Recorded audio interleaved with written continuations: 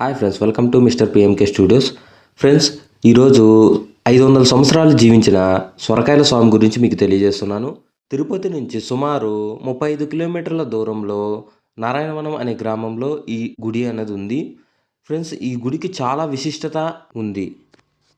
అనుకున్న కోరికలు అనేది ఖచ్చితంగా నెరవేరుతాయంట ఇక్కడ ప్రజలు అనేది చెప్తున్నారు.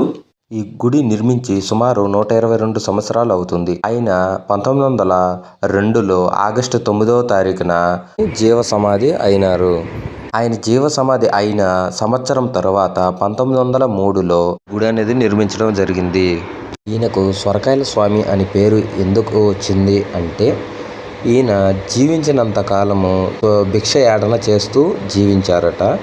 అది భిక్షయాటన అనేది ఈయన సొరకాయ బుర్రను ఎంచుకొని సొరకాయ బుర్రలో భిక్షం అనేది తీసుకునేవారట. అలా ఈయనకి సొరకాయల స్వామి అని పేరు అనేది వచ్చింది. ఇక్కడ ఎందరో ఆరోగ్య సమస్యతో బాధపడే వాళ్ళు వచ్చి కూడా ఇక్కడ ఈయనకి సొరకాయ అనేది ముడుపులుగా చెల్లిస్తారు. ఈ చెల్లించిన ముడుపులు ఆయన కోరుకున్నది ఖచ్చితంగా నెరవేరుతుందని ఇక్కడ ప్రజలు అనేది గట్టిగా నమ్ముతున్నారు.